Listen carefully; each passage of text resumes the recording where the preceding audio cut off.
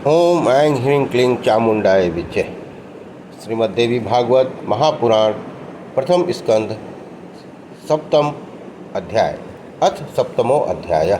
ब्रह्मा जी का भगवान विष्णु तथा भगवती योग निद्रा की स्तुति करना। सूत जी बोले, तदंतर उन दोनों वीरों को देखकर सर्वस्व शास्त्रवेता ब्रह्मा जी साम दान दंड भेद आदि नीतियों के माध्यम से युद्ध को समाप्ति के उपायों को सोचने लगे। उनके वास्तविक बल का मुझे कोई ज्ञान नहीं है। नीति के अनुसार जिनके बल की जानकारी न हो उनके साथ युद्ध करना कदापि उचित नहीं है। यदि मैं इस समय उन मदोन्मत्त दुष्ट दानवों की स्तुति करता हूँ तो इसमें स्वयं मेरे द्वारा उनकी निर्बलता प्रकाशित होगी। निर्बलता प्रदर्शित करने पर इनमें से कोई एक ही मेरा वध कर सकेगा। इनके साथ इस समय मैं न तो दान नीति और न तो भेद नीति को ही उपयुक्त समझ रहा हूँ। अतः इस समय उचित यही है कि मैं शेष नाग पर सोए हुए चतुर्भुज एवं पराक्रमी भगवान विष्णु को जगाऊं।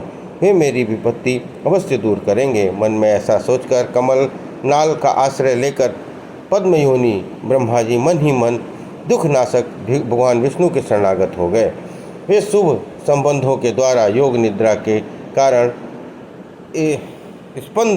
स्पंदन रहित उन नारायण जगपति भगवान विष्णु को जगाने के लिए उनकी स्तुति करने लगे। ब्रह्मा जी बोले, हे दीनानाथ, हे हरे, हे विष्णु, हे वामन, हे माधव, भक्तों को पीड़ा हरने वाले, हे हृषिकेश, हे सर्वव्यापिन, हे जगतपते, हे अनंत स्वरूप, हे वासुदेव, हे अंतर्यामिन, हे जगत के स्वामी, हे दुष्टों और शत्रुओं का संहार करने में एकाग्र चित्त वाले, हे चक्रधर, हे गदाधर, हे सर्वज्ञ, हे सर्वलोकेश, हे सर्वशक्ति संपन्न, हे देवेश, हे दुखनाशन, अब आप उठिए और मेरी रक्षा कीजिए।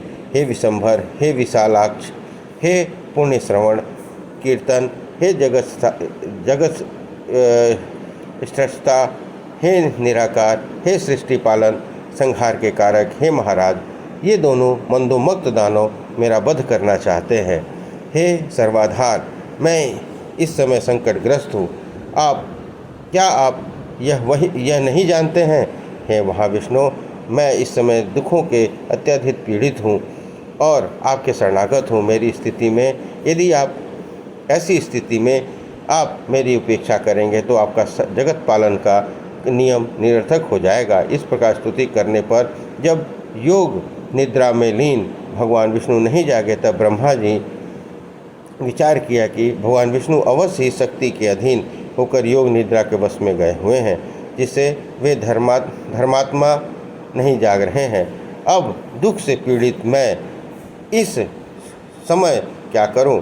अहंकार के मद में चूर हुए दोनों दानव मुझे मारने के उद्देश्य से यहाँ आ गए हैं।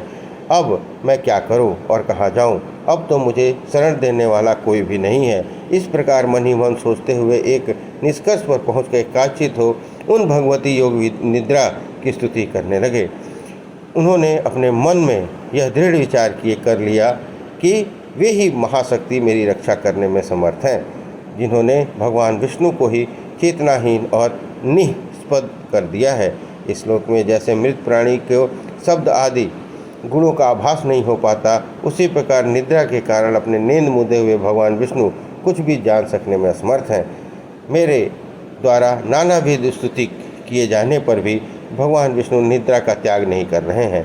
अतएव मैं जब मानता हूँ कि निद्रा उनके अधीन नहीं है, परंतु निद्रा के द्वारा ही वे वशीभूत कर लिए गए हैं। जो प्राणी जिस किसी के वश में हो जाता है वह निश्चय ही उसी का दास हो जाता है। अतः वह योग निद्रा ही लक्ष्मीपति विष्णु की स्वामिन हो गई हैं। जिस शक्ति के द्वारा सिंधु पुत्री लक्ष्मी के वश में रहने वाले भगवान विष्णु भी वशीभूत कर लिए गए हैं, उन्हीं भगवती ने निश्चित रूप से इस जगत को अपने अधीन कर रखा है। मैं ब्रह्मा, विष्णु, शंकर, सावित्री, लक्ष्मी एवं पार्वती, हम सभी उन्हीं के अधीन हैं। इसमें कुछ भी संशय नहीं है। भगवान विष्णु भी जिस शक्ति के वशीभूत होकर विवश हुए हैं उसी प्रकार सो रहे हैं। जिस प्रकार यह सामान्य प्राणी सोता है, तब अन्य महापुरुषों के विषयों में क्या कहा जाए। अतः अब मैं योग निद्रा का ही स्तमन करूँगा। जिनकी कृपा से निद्रा मुक्त होकर जनार्दन सनातन भगवान वासुदेव युद्ध के लिए उद्योग करेंगे। तदंतर ऐसा निश्चय कर कमल नाल पर विराजमान ब्रह्मा जी भगवान विष्णु के अंगों में व्याप्त उन योग निद्रा की स्तुति करने लगे। ब्रह्मा जी बोले, हे देव, ये जगत का कारण आप ही हैं। वेद वाक्यों से मुझे ऐसा ज्ञात हुआ है कि हे अम्ब, आप ही आपकी ही शक्ति से संपूर्ण विश्व को ज्ञान देने वाले पुरुषोत्तम भगवान विष्णु भी इस समय योग निद्रा के वश में हो गए हैं। हे माता, समग्र लोक को मोहित कर देने वाली आपकी लीला को कौन जान सकता है। आपकी इस लीला में मैं मूढ़ हो गया हूँ और ये विष्णु परवश होकर सो रहे हैं। हे समस्त प्राणियों के मन में निवास करने वाली भगवती, करोड़ों देवताओं में भी ऐसा कौन विज्ञ है जो ऐसी आप निर्गुणा का रहस्य जान सके। सांख्य शास्त्र के विद्वान पुरुष और प्रकृति से जागृत जगत की उत्पत्ति को मानने वाले इनमें वे अचेतन प्रकृति को ही जगत को उत्पन्न करने वाली बताते हैं। तो फिर क्या आप वैसी ही अचेतन हैं? किंतु यदि आप जड़ होती तो इन जगदाधार विष्णु को इस समय चेतना रहित कैसे कर देती। हे महामाये, आप सगुण रूप धारण कर नानाविध लीलाएं करती रहती हैं, अतः आपके रहस्यमय कार्यों का सम्यक ज्ञान करने में भला कौन समर्थ है। हे भवानी मुनिगण, संध्या नाम से आपके गुणों को परिकल्पित करके तीनों समय प्रातः मध्याह्न और सायं निश्चित रूप से आपका ही ध्यान करते हैं। हे देवी, आप बुद्धि स्वरूपा होकर समस्त लोगों को ज्ञान देती हैं, लक्ष्मी रूप से सदैव देवताओं को सुख प्रदान करती हैं।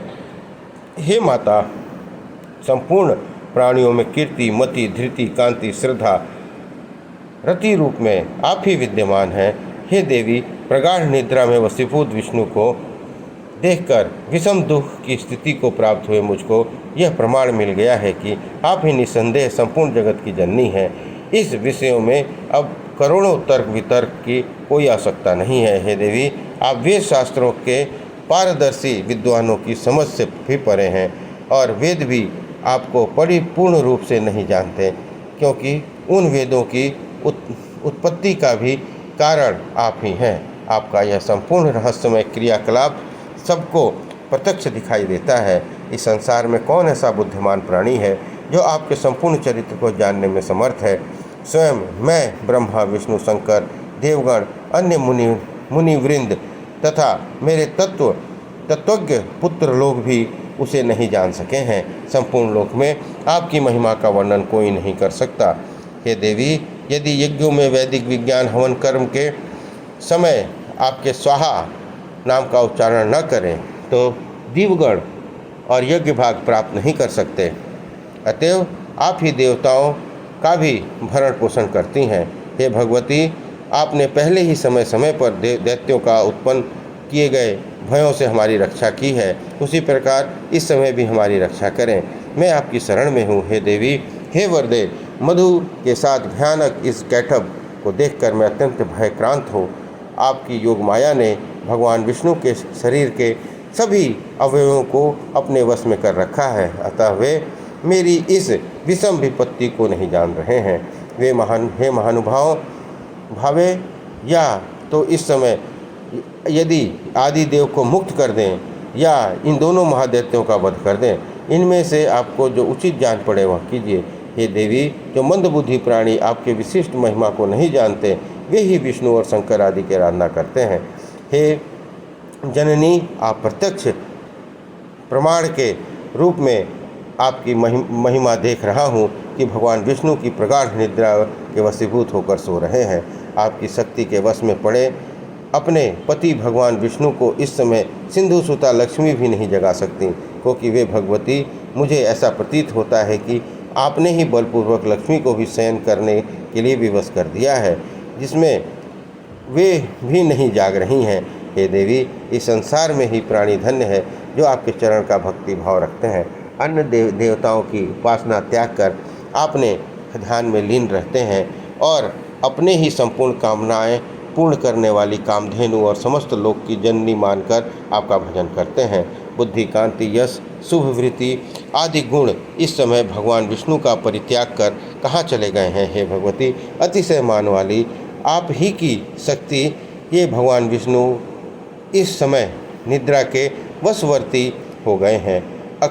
अखिल प्रभाव वाली आप ही जगत की एकमात्र शक्ति हैं और आपके द्वारा रचा गया यह सब कुछ आपकी लीला है। जैसे कोई नट अपने ही द्वारा निर्मित नाट्य का अभिनय करता है, उसी प्रकार आप भी अपने ही द्वारा निर्मित मोहजाल में नानाविध लीलाएँ करती रहती हैं। युग के आरंभ में आपने सर्वप्रथम विष्णु का सृजन किया, सबके पालन करने के लिए उन्हें निर्मल शक्ति प्रदान करी और इस समस्त जगत की रक्षा करी। उन्हीं भगवान विष्णु को निद्राभिभूत कर आपने इस समय सुला दिया है। हे अम्ब, आपको जो उचित जान पड़ता है आप निश्चित रूप से वही किया करती हैं। हे भगवती, यदि आप मेरी सृष्टि करके मुझे नष्ट कर देने की इच्छा नहीं रखती हैं तो यह मौन त्याग कर मेरे ऊपर दया कीजिए। हे भवानी, आपने काल रूप इन दोनों दैत्यों को किस लिए उत्पन्न किया है? कहीं आपने मेरे उपहास के लिए तो ऐसा नहीं किया है। हे भवानी, आप मुझे अपने अद्भुत चरित्र का ज्ञान हो गया है। समस्त जगत की रचना करके आप अपनी ही स्वेच्छा से विहार करती हैं और पुनः उसे अपने में ही जैसे समाहित कर लेती हैं, इसी प्रकार मुझे नष्ट कर देती हैं।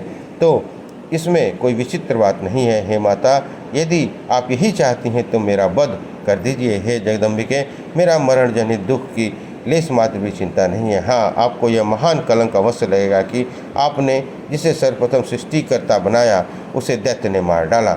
हे देवी, अब आप उठिए और अपना अद्भुत रूप कीजिए। हे बाल लीला कारिणी, आप अपने इच्छा अनुरूप चाहे मुझे मार दें अथवा इन दोनों दैत्यों से मरवा दें, या तो भगवान विष्णु को जगा दें जिनमें वे इन दोनों का जिससे वे इन तीनों का वध कर सकें। यह सारा काम करने में आप ही समर्थ हैं। सूर्य जी बोले। ब्रह्मा जी इस प्रकार स्तुति किए जाने पर विष्णु के शरीर से निकलकर तामसी देवी उनके समीप आ खड़ी हो गईं। तदंतर अतुलित तेज वाले विष्णु के समस्त अंगों को छोड़कर योग निद्रा उन दोनों का संहार करने के लिए बाहर निकल आईं। योग माया के प्रभाव से मुक्त हुए वे जनार्दन जब चेतन युक्त शरीर हुए तब उन विष्णु को देखकर ब्रह्मा जी अति प्रसन्न हुए। इस प्रकार श्रीमद् देवी भागवत महापुराण प्रथम स्कंद 7वां अध्याय संपन्न हुआ। बोलिए दुर्गा माई की जय।